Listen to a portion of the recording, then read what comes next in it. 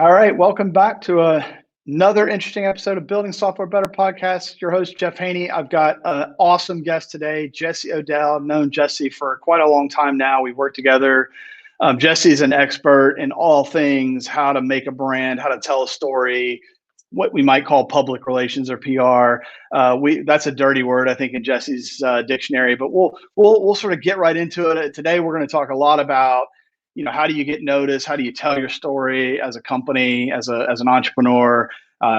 Jesse's an expert. He works with some amazing brands, and he's sort of helped companies sort of go from nobody knows about you to telling your story and sort of being a world renowned. So, Jesse, why don't you give us your intro, your bio? You've been doing this thing. What do you do? Where do you work at? What's your company? Yeah, well, my company's called Launch Squad, and we're a storytelling company that works with, change the world companies in a broad range of areas. So everything from literally blockchain fabric in the case of a company called Zage to flannel fabric in the case of American Giant, which is a clothing company. So we're interested in heroes that are have everything in the world going against them, but they have a vision and a belief that they can change the world, and we help do that. So we partner with them, help them figure out their story, and help bring them to light in the market. And oftentimes we're partners with them for many years, from inception to when they become a global standard. So it's a lot of fun. That's right. And then we started working together many years ago. My last company, Accelerator, which we bring up here sometimes. We started working together, I'd say sort of mid to the end of our life cycle. We'd run through a couple different PR firms, and eventually I think we convinced you after about a year to take us on as a client. You really helped us kind of continue to accelerate sort of our brand and global awareness and tell the story. And then I had the privilege of working with you a bit at Pinpoint as well. So that's been it's been awesome. So a lot of people, I like to say, like, PR is a very mysterious thing, I think, for most tech entrepreneurs, at least in my experience. I've been doing PR for a long time, so it's not very mysterious to me. But I would say every sort of entrepreneur I counsel or talk with or invest in, it seems like they just don't understand how the world works, right? I mean, and so why don't you start off like telling us, like, how do you craft a story? How do you help companies, help entrepreneurs, founders sort of tell their story? Because I think I've learned a lot from you. It's like about telling this. It's about telling an interesting and unique story, right? It's not about press, right? Press is sort of one vehicle for that. But why don't you tell us, like, how do you think about it? How do you counsel founders and software people that that you work with? Yeah, so it's interesting. So I don't know if you know this, but I got into this business back in 1995. When I was introduced to a guy who was making a series of components to extend Borland's Delphi framework for building applications. Delphi. And he said to me, the internet is going to turn into a place where data-driven applications are going to live and breathe, and you're going to interact with these things like applications. And at the time, this was 1995, I literally had just gotten my browser. I was clicking on blue links, and they were turning purple. And he was talking about data-driven applications living on the internet. And it was the thing that inspired me completely to say, there's a new world here. There is a new revolution that's going on. And this guy is on that fine line between brilliance and insanity. And I want to go for that ride. So I have a fondness in my heart for the most technical stories, the complex stories that are ahead. And that often is in the realm of software, almost always, and in sophisticated systems that are the underpinnings for things that we begin to see later in a more mainstream sense. Now we look at the internet and everybody in the planet is interacting with things and take it for granted. But that sort of early kind of foundation. So in terms of your question, I bring this up because that's been the inspiration had been the inspiration for why I got into this in the first place. And I would say that I think every company has a story.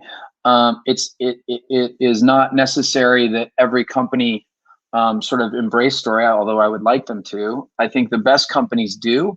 I think you're an example of this. I think you are a person who has mad technical chops, understands how to build databases and systems and all of the things at a very sophisticated level, but you're also a storyteller. And for us, the way we work with companies is we try to go deep on who they are. We go deep on basic principles like what is it that you do? Why do you do it? Who are you as a brand? And how do you do it? And those are basic principles of how you would define a hero in a story. You would look at those aspects and you would say the combination of these things develops a character that we're going to talk about, and that character fits into a story.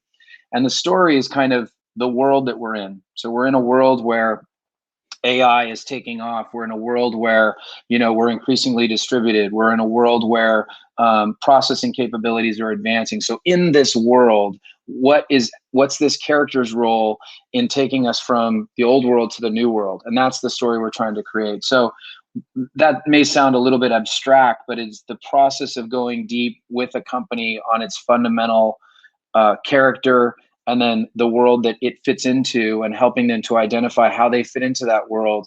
And then we try to help them along their quest. And for us, that experience of working with, right now more than ever and at any time, a company being able to have a clear story and to have that story resonate with whoever its audience is more pressing than ever. And it's always, it's kind of increased in that fold. I think people are increasingly understanding the value of story in advancing their business.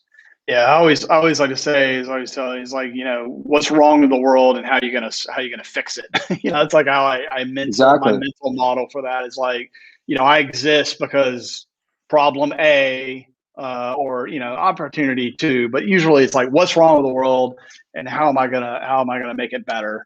And that's a nice framework to help sort of like try to tell that story. And then your story sort of, like you said, sort of evolves from that. Like, who am I? What are my values? Like, how do I think about, all these other sort of things that kind of come from that.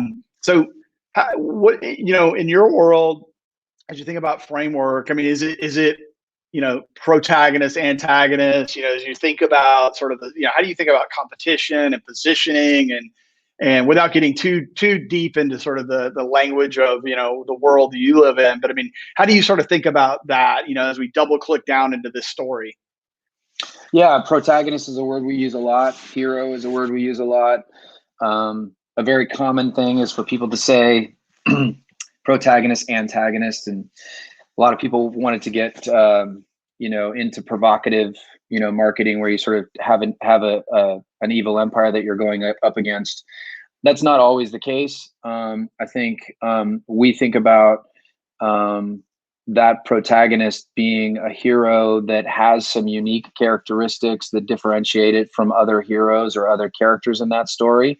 And we want to illuminate those in ways that make it either singular or make it, defining something that no other character is. And so they can exist in the same world and not necessarily be fighting against one another.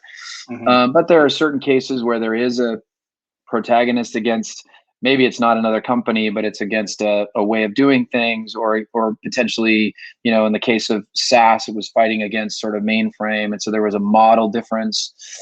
So looking at like the old world being a certain kind of a model, and that's not the best model for the new world. The new world needs a new model. And so a lot of times it's just that, where you're trying to articulate that. And for us, it problem and solution is definitely a part of the mix. But sometimes the problem isn't big enough or isn't accurate enough. It's more like to say the natural evolution of things brought us to this point, and the natural evolution of things needs to take us to a new point. So it doesn't so much feel like this thing is fundamentally problematic. It just is where it ought to be. And now we're ready for this new thing. And so a lot of the time we spend time on how do you articulate what that new thing ought to be. Yeah, and that's always. I mean, sometimes I've run into this, and I feel like I'm going through this a little bit right now. It's like there's existing ways of doing things that are suboptimal, right? And there's a way better way, and to your point, a natural next evolution of where things will go in this new. Now that we have new information and new devices and new ways of doing things, it should work this new way. And it's not necessarily that the old way is wrong or bad, because it obviously is working. It's just this next new thing is way better, right? And so it's not, I'm not solving a problem, per se. I mean, it's a next step of, of where we go from here, right? It's like, is Facebook solving a problem? Well, maybe it is, right? Or is it just a new way that we interact with people, a new way we communicate online, a new way we keep up with, relatives, whatever. There's a variety of things that, Facebook quote solves problems for, but and then it creates new sets of problems, right? I mean, so it's like, I think that's exactly right. I mean, often like there are very specific things I think technology companies set out to, this is a problem and here's a solution to that problem, right? I mean, genomics or whatever. There's plenty of, databases. There's lots of things that, a new thing that solves this problem. But often, like you said, like, did TikTok solve a problem? I mean, is it an entertainment problem, right? I don't know. Like, right. But it is a massively successful business. Yep. So totally. How do you how do you think through, like, I'm trying to help an entrepreneur craft their story, ultimately that story becomes their brand and sort of that culture and sort of, but how do you help sort of in those sort of cases where it's like, okay, there's things that exist out there, I'm just way better. I'm just a million times better, maybe. So it's not so much, and I'm getting into like the competition side of this, right? It's like, often we focus a lot on competition. Who's the competition? I mean, again, using a tried example like Facebook, I mean, clearly Facebook had a lot of competition when they came out, right? But they were fundamentally just different. Right, they were fundamentally different than MySpace and all the Friendster and all these other things. It wasn't apparent to a lot of people early on that it was different. But another example I like to give, and we talk a lot about internally, is Slack.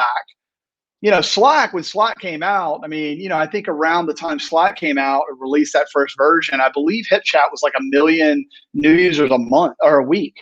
And so they were hitting sort of escape velocity, right? But so there were 1 million chat messages or messaging apps out there before Slack came out. But fundamentally, and I don't know why and how, but fundamentally it felt different. Like, and it was almost some of the best products are even hard to articulate why it's different, right? I mean, you kind of know it, but you don't always know how to articulate it. It's such a key point. I think that the most important things for any company, any entrepreneur, in the old world, you could get away with shitty products and great stories and be fine. Because there weren't a lot of choices. I can't remember too many people that were like, God, Microsoft Excel is just such a delight to use. I just love this thing. It's especially over Lotus, right? Lotus was a much better product, right? I mean, like, technically, right? But Microsoft's muscle came along and distribution and all these other things. And there's lots of versions of that. I mean, they're like the VHS and beta and like so many examples of like shitty products that won because of market dynamics, and you just kind of had to give in. You were like, God, I love DOS. I mean, DOS is just the best way to go. Right. And, I was an Apple user from day one, and it was always kind of like, why is this Apple, kind of story, why is this company is not going to exist? Like, I was with Apple during some lean years where it was like, they're not going to exist, even though this product is like unreal. Amazing. So I think now we're in a world where we're so past that. In my view, I think we're in a world where product has got to be, man. So the two things I always say is like, make a freaking great product, because I'm not going to change that. So make an amazing product. Now, my story work is actually going to help, I hope, or our story work will help you clarify and give framework to some of the decisions you make around product, we hope, but give some kind of feeling around it, particularly as it relates to the brand. It will give some dimension and some depth to it, emotional depth, maybe some rational depth. But at the end of the day, you got to make something that feels, works, solves, experience. The whole thing is great. So product, not necessarily our job. Companies need to do that. The story needs to accompany that in a way that does its best to be real, to not be, our business gets, we're sort of hype machines and all of that. And I always don't like that. I feel like our business is about clarifying the truth and just doing it in a big way so people pay attention. So you're not doing it in a hypey way. You're doing it in a real way, but that inspires people. And so the storyteller needs to be able to do that. Ideally, the product the company is making match, and then you have a beautiful thing. But you need they're both very much two equal halves now. Whereas I think back in the day, it was, you could get away with not being that way. Yeah, I think that's exactly right. I mean, the internet, for lots of things that it does really bad, I mean, a lot of the good things that it does is like the distribution power change and shift, and like, as we've seen, I mean, it's, very few options in 1995, especially for enterprise type software or whatever, right? Consumer brand things. Now it's virtually and limitless options out there. So now the problem is, how do you get noticed? How do people fall in love with what you're doing and really and sort of have affinity for it? How do they know? How do they find out about it? Like, awareness is way harder, I think, today than it was 20 years ago, right? I mean, it was way easier 20 years ago to like buy an ad in Computer World, and pretty much every IT executive next month would know about you, right? And go to a trade show. There was like 4 trade shows you could go to pretty much for anything in software. Right now, it's like, who goes to trade shows? There's like a billion websites out there with 1,000. How many apps are in the app store? I mean, for God's sake, right? I mean, so now it's like, it seems like the problem has shifted dramatically. Like, you got to have a great product. That's hard. Like, building a great product is hard in and of itself. Then you got to like build a product that people care a lot about deeply, right? So you got to find sort of the features and sort of requirements that match up ultimately with the people you're sort of attracting to your app. Then you got to get noticed, right? And be relevant. And those are all really fundamentally hard things, right? So in some ways it's become easier because you can build things and launch things. The bar is sort of lowered in some ways, but because that bar is lowered, it seems like your job and the job of founders and great entrepreneurs to sort of get noticed, tell the story, is really, really much more difficult than it would have been, where it's just like plow a bunch of marketing dollars into these 1 or 2 places. And yeah, it's risky, but as long assuming you can sort of get some distribution power, partnerships, whatever, you can sort of get the flywheel going. Yeah, absolutely. I mean, that's And exactly right. and how do you I mean, let's talk about brand empathy, like empathy and like, love. I know these are words you and I talk a lot about. We talk about like how we're trying to like telling the story and like how do I mean, all 3 of the product has to work. And like you said, it's got to be phenomenal, and it's got to like solve something that the other side really wants, whether they know it, whether it's a latent need or very much a front forward perceived, problem. Like, how do you like, how does the brand or how does the story tell that sort of like empathy, and how do you like, why is one brand, I'm going to use that generally, why is one company, one product, one brand loved over another one? And sometimes the other one, maybe even technically the functionalities may be better or more sophisticated or whatever, but this other thing just works. Again, I'll use Slack as a terrible example, but why do people love Slack for the most part? Maybe over time it's changed, but especially in the early days, it was a darling. Right? People loved that product, but GChat and AOL Messengers, a million of these things that happened before it. Like, why is that happen? Well, some of it's, first of all, it is very difficult to sort of, you know, uh, prescribe love. Like, love has to come from within, and that almost has to be like, that entrepreneur, that company needs to know that like our North Star is for people to love what we do. And we use that in the way we make our product. We use this in the way that we operate as a company throughout our whole brand. This is something that's real. That has become you know, a cliche. I want to build for delight. I want to build for love. And and there's plenty of companies that are living that, and they're acting that way, and their products for whatever reason don't end up deriving that kind of love and empathy. So I think to some extent, there's a little bit of like timing and luck and when you hit the market and what you're hitting the market with. I think there's been plenty of examples that for a while have been beloved and then fell off, and Right. and for different reasons, partly because the market needed it at a certain time, but then it didn't, or the company wavered in the way that it was operating. I think it is the absolute goal of a brand to create an emotional connection with people. And Yeah. That's what every brand wants to do and tries to do. I think the way that I always say love is I say this in my life, love it has to do with action, so even though I'm in the business of words, it has to do with action. How does that experience feel? How does that truly feel to folks? And then how does the company behave itself, which I think is kind of that's not necessarily a told story, but it's more of it's more like related to the company's values and how it treats one another and how it hires and how it thinks about what it does. There's this kind of, magic that it shouldn't be seen as magic. It should feel as real as the operational understanding of how much things cost or what you're paying for your servers. Like, it needs to be this kind of very baked in understanding that, like, we are going to create a loved brand, and in order to do that, we have to behave this way, we have to act this way. Our whole brand needs to manifest this in the way we make products, the way we treat one another, the way we behave in the outside world, all of those things. And the collection of that stuff ideally, leads to something that feels like love.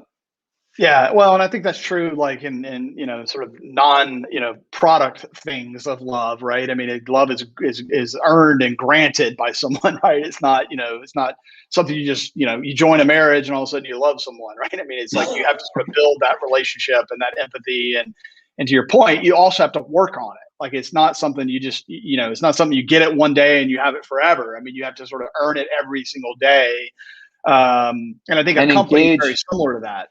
And engage with people. Like, this is a non-technology example, but it's kind of an incredible one. We work with this brand called Kuyu that makes outdoor gear specifically for like expedition hunters, and it's like their brand in terms of their who, what, how, and why is just it was just so lined up because it came from a place of an expedition hunter that just wanted to make the best outdoor gear he could make.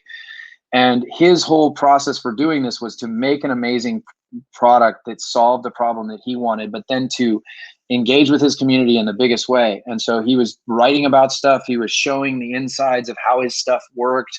He was sharing stuff with customers well in advance and testing it and getting massive feedback for a product that wasn't like a technology product where you were, where you could release things and get feedback. It was like he was doing this with a physical product, and it was extraordinary because consumer brands don't have that interaction. A lot of them are locked up in retail chains. They don't, he was having more interaction with his customer set than Levi's would in a whole year, just because of how intense it was. And so that's, to your point about earning love, that's a big part of it. And where he's being honest and saying, hey, I really like this fabric. I think it's really cool, but I also could see how there's limitations. What is it? What do you guys think? And he just kind of built this kind of connection that the brand had, and yes, it's a loyalty thing as well, right? I mean, he's sort of building this loyalty in his user base, right? It's like, I think Paul Graham famously said, you'd rather have 100 passionate users of your product than tens of thousands of people that are sort of indifferent, can use it.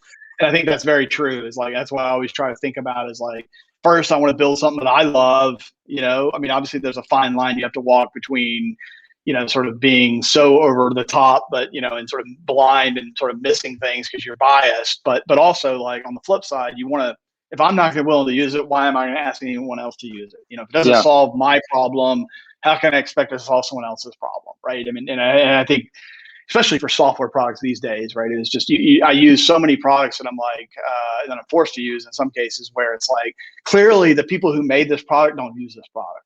Right. Yeah. I mean, there's no way. Yeah. I mean, there's no way they do. They're building it for someone else, but they don't use it themselves. And it shows in the product and in the experience. And then the products where you're like, oh, I know, like, again, Slack, I'll stop trying to use Slack as an example, but it's like I always say, it's like, Slack uses their product. I mean, their employees use their product. When they demo their product, they don't need a demo script. They just show you how, you think the Apple employees don't use an iPhone? I mean, like, they use the iPhone. It's very clear. You think, Elon doesn't drive a Tesla? Yeah, it's very clear that those people, as you can sort of feel it somehow viscerally in the product. It's hard to describe often, right? It's like, I don't know, like, I was debating with one of our engineers here a week ago about this topic, and we were talking about something, and he was talking about how much better, like, Android phone was. Back to this age-old debate now of Android versus iPhone, and how much better, and it's got 12 this and that, and 4 quad this and that, and we're talking about all these things. I said, yeah, what kind of phone do you have? He's like, I have an iPhone. Okay, I mean, it's like, why? He goes, I don't know how to describe it. It's just better.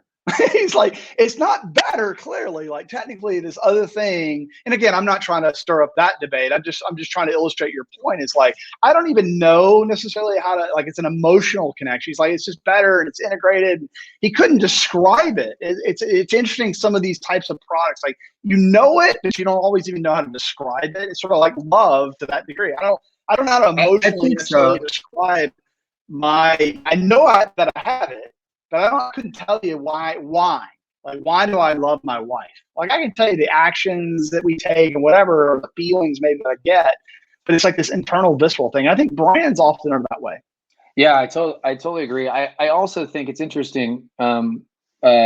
I think you can actually break down some of these things. I mean, as I was just thinking about the iPhone thing, like, there are some very specific reasons and choices that were made in the making of that thing. And Apple's an Right. interesting one because Apple's always held up as being like, oh, it's a brand, it's a story.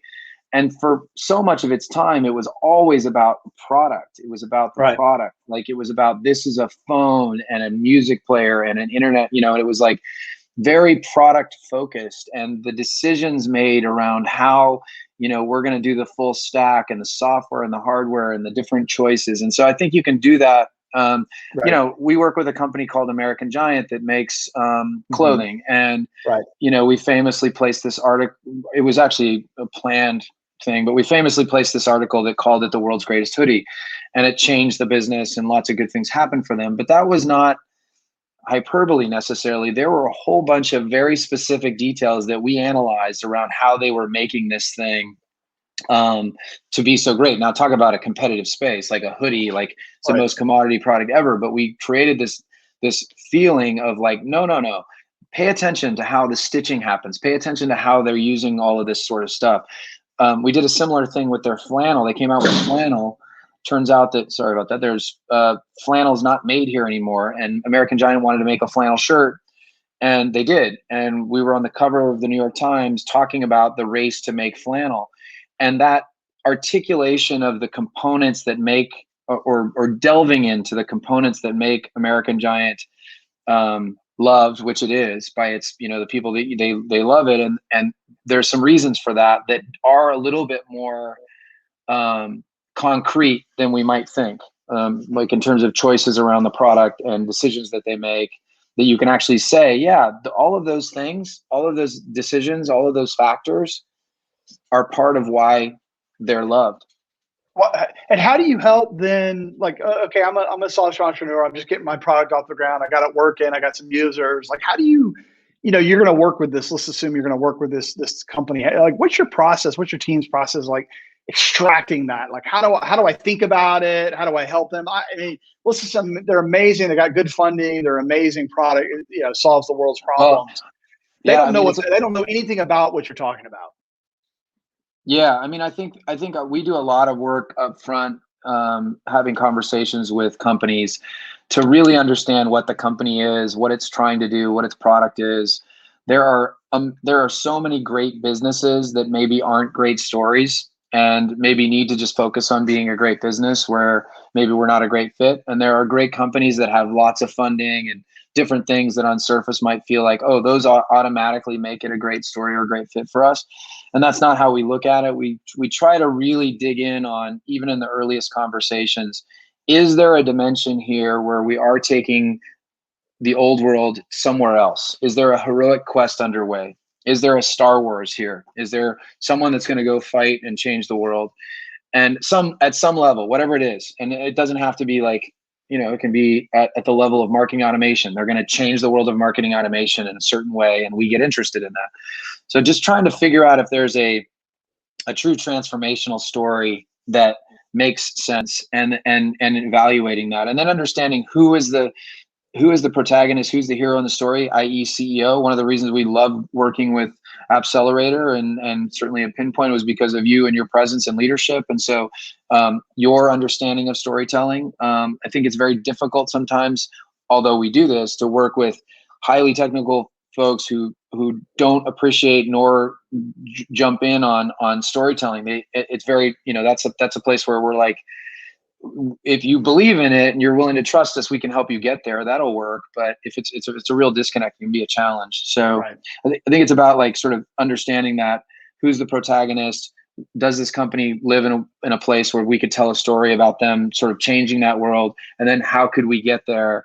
And I think for the newer companies, that story has to be fairly bold and big for it to have some impact early on. I think a lot of advice we give to earlier stage companies is, you can work with us on the story piece, which can be very beneficial because that'll help you longer term. But maybe then we just take a break and you go focus on iterating your product and getting it out there and getting feedback and just kind of trying things out.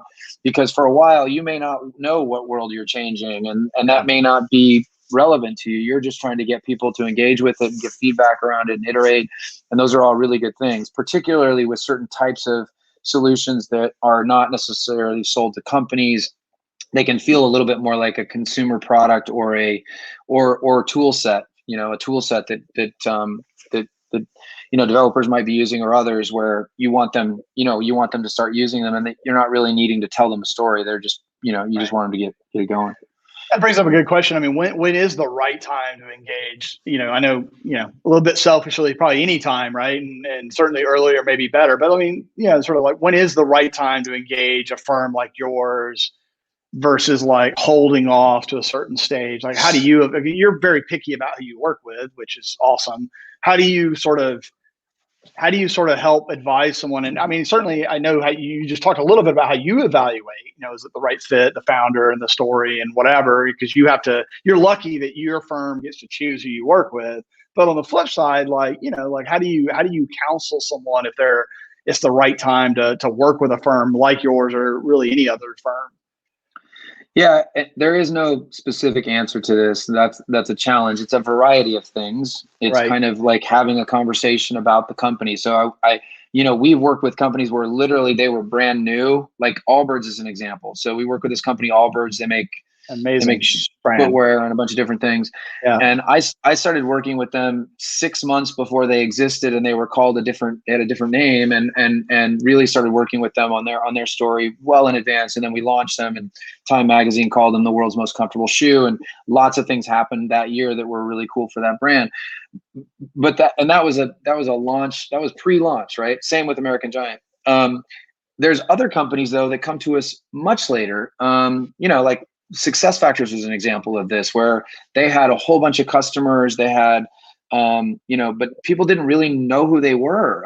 Diapers.com, another example, where they had been around for years, lots of customers, lots of growth, but they really hadn't engaged with us. So we work with companies at different stages and make different choices.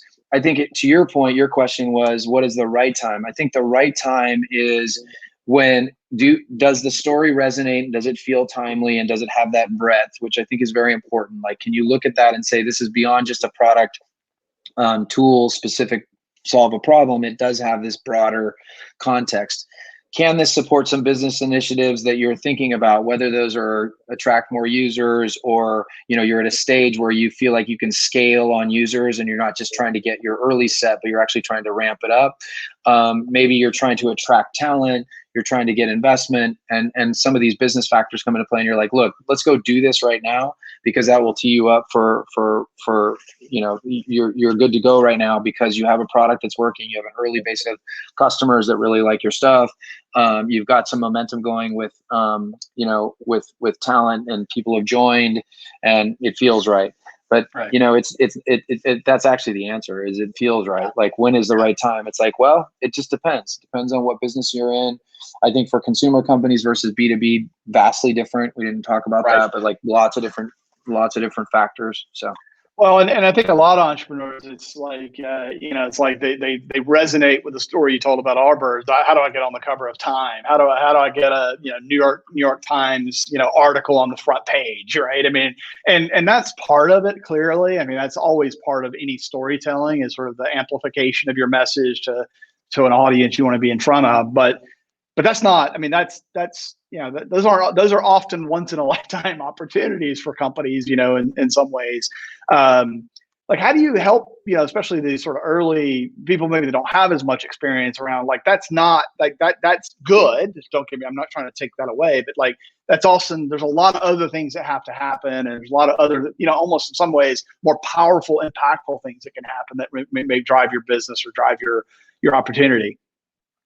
Yeah, absolutely. And it's always a build up and we try really hard to understand the company's story, the company's business objectives, the near term this year plan, the 5-year plan, work back from that and really orient around what we're going to actually achieve and when we think that'll happen.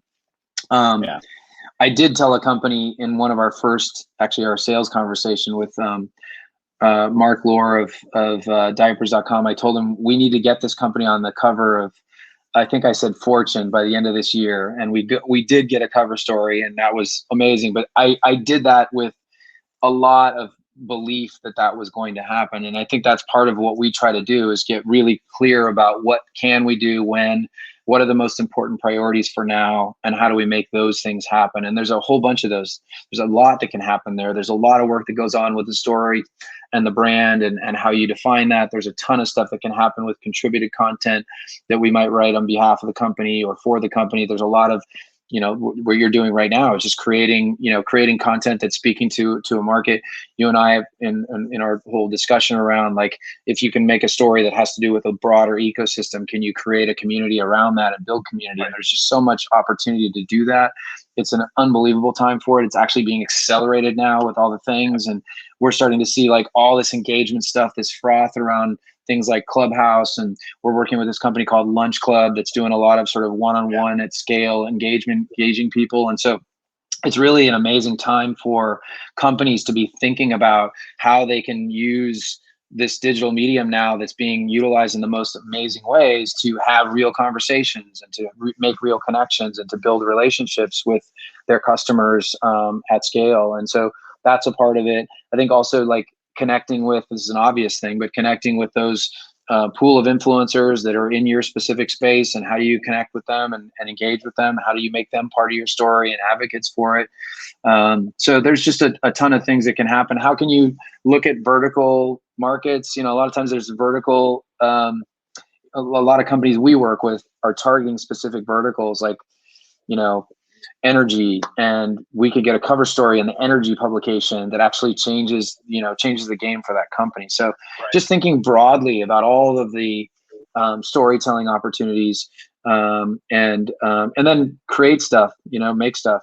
It seems like you said, it's an interesting dichotomy, because there's so many more places and tools and capabilities to build these sort of unique audiences that are yours and sort of identified, and they care affinity wise around your brand and your product, whatever. But on the flip side, there's so many places, so many things, so many different ways to like reach people. And it's time consuming, right? I mean, especially like the whole social media landscape as an example. Like, you got to be on Instagram and on LinkedIn and on Twitter, and you got to have a corporate website, and you got to have these 500 other things on your own community side, and it's almost exhausting. I know from our side, it's becoming this sort of like, what is that one or two things that I can do that are unique, that maybe are special in mine, and maybe maybe that's part of the brand, right?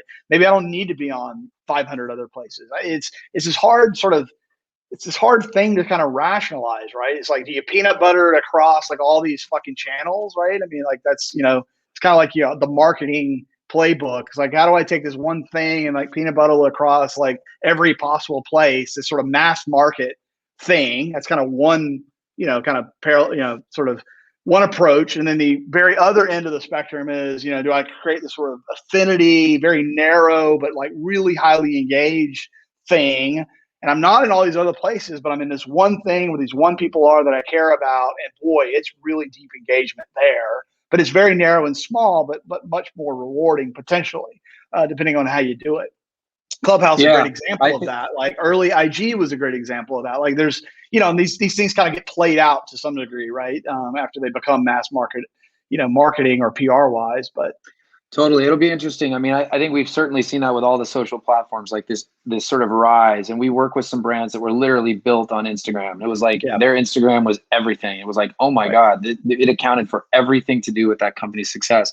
And then you sort of see that taper off. You see all of these things kind of taper off in terms of their engagement level. The novelty around Clubhouse right now is still pretty intense. And even in the last few weeks, it's been like in the air. And you're like, wow. But then you're like, whoa, is this a different thing though? Because we're actually like listening and talking, and they're real people potentially, but maybe not. I don't know. But it feels a little bit more. I don't know. It feels different. But I would say Facebook also felt different. So did Instagram. So did sort of Snapchat. All of these have felt different in various ways. I think I do think that this idea of niche done well, or versions of that, I don't want to say just like that one way, but this idea of doing something really well and engaging in a really deep and meaningful way and doing it consistently is it more and more feels like directionally things are going that way, which is like, pay attention to the quality of this content, pay attention to how engaging this actually is versus just a bunch of nonsense. Pay attention to how objective it might be, where you're like, you're making choices that might seem to be against your agenda, but you're okay with it because it elevates the whole theme. But it's a hard, it's definitely a challenging thing to do, and there's certainly obviously ways to test this, and a lot of you can see what's working, but it's harder to do that on the more storytelling organic front. It's hard to make a choice there. But I tend to skew toward really meaningful conversations that are deeper, and see how that scales. Because if you can build a little bit of love, you can build a lot of love. Right. Yeah, exactly. Yeah. Back to the Paul Graham. If you can get 100 people to love you and really love the product, it's sort of, then it sort of becomes you've got something that you can sort of scale from there. It's hard to manufacture that, though. It's scale. You have to sort of start with a kernel of something. And I feel like every story that I think is amazing. Like, I was listening to an interview with the Patagonia founder, and his name's escaping me, but he was telling his story, and it just felt that same way. It was like, first of all, he was like, I want to make stuff that I cared about, these little pitons or whatever it was to fit, and I want to make things that I wanted. And then it was this little small community, and then it just kind of built. And like, the best brands, the best companies feel like they start with that kind of real sensibility and this real connection to their customer, and this kind of focused approach, and the ability to say no to things, and the ability to be focused. American Giant's done an amazing job of doing that, I think, relative to a lot of other companies that are in this sort of direct to consumer world. They've just been very disciplined in trying to create really, really deep connections with their base. And I feel like I just see a lot of companies, the companies that I'm most attracted to, or I don't want to say most attracted, I find that there are some great stories of great brands that have taken that approach. How important is differentiation?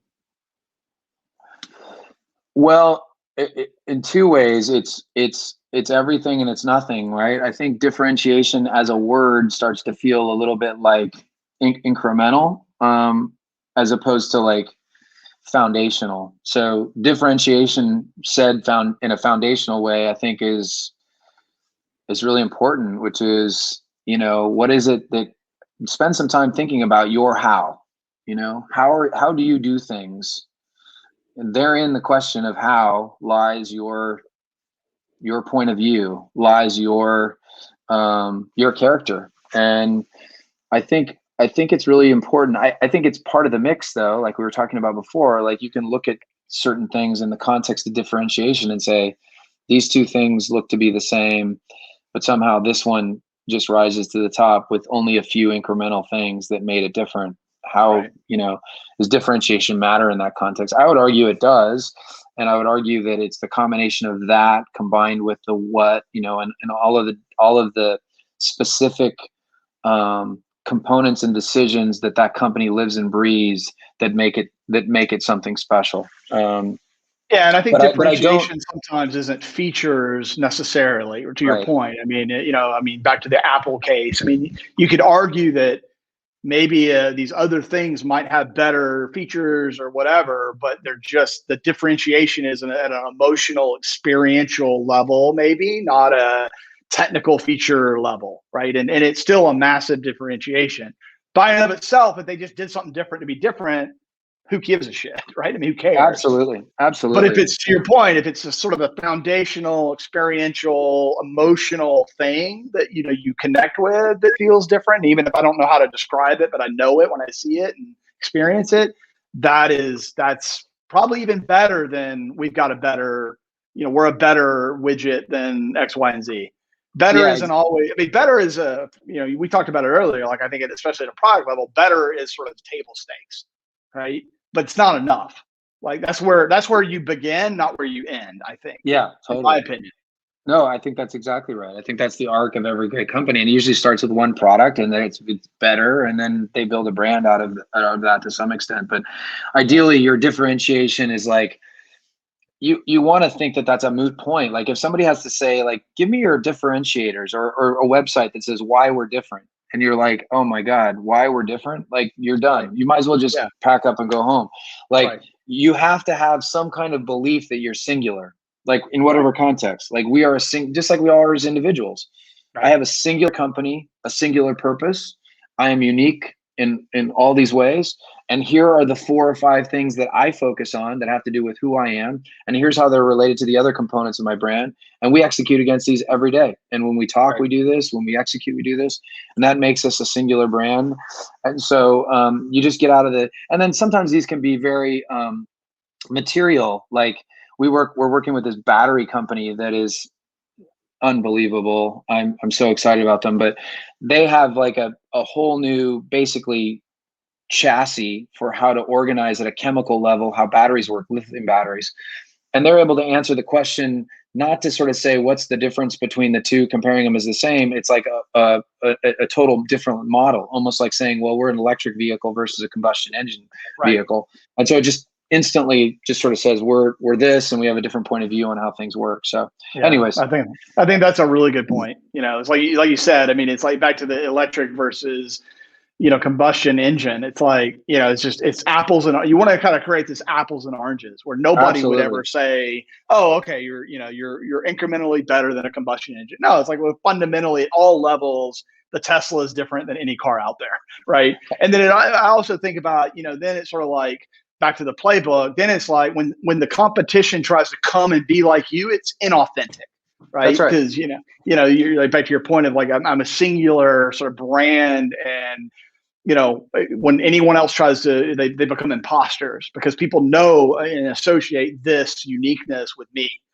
Yeah. And so, And related to that, and this is a common thing that entrepreneurs will do and CEOs will do sometimes, and I will do sometimes, like when I'm talking to reporters. I don't I don't love it though, and I think it can be, it's that thing where we're like, well, we're Uber for this, or yeah, we're like Slack for that, or we're like a combination of, if Uber met Amazon and then Shopify was in them, like some combination. And you, like, back to that singular thing, if you believe that you're doing something that is singular, you should be able to express that in its own context. Now, sometimes you might be in an investor conversation or whatever where you are needing to use these kind of analogs, but I generally think that those can be less helpful than people think, and they're very common. It's used a lot. well, and I think as humans, we need a way to express, to your point of the analog, we often need analogs to ground what you're saying, in place of understanding, right?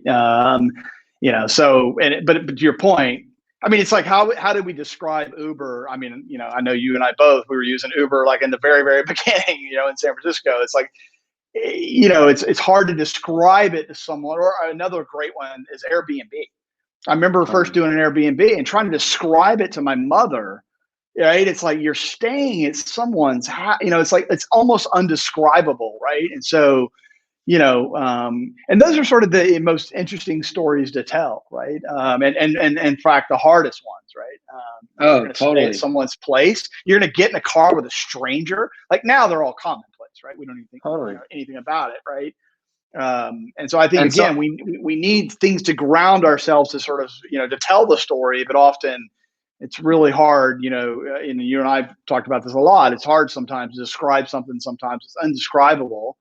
But on the flip side, you need that, right? You have to tell this story to someone who doesn't care at all about your business or your thing or whatever, and you've got to get them interested. yep, yep. All right, as we wrap it up, it's been a phenomenal conversation. I mean, what's one piece of advice you give a sort of a budding entrepreneur? I've got a phenomenal opportunity in front of me. I'm changing the world. All the sort of characteristics you talked about. What would be one piece of advice you'd leave them with?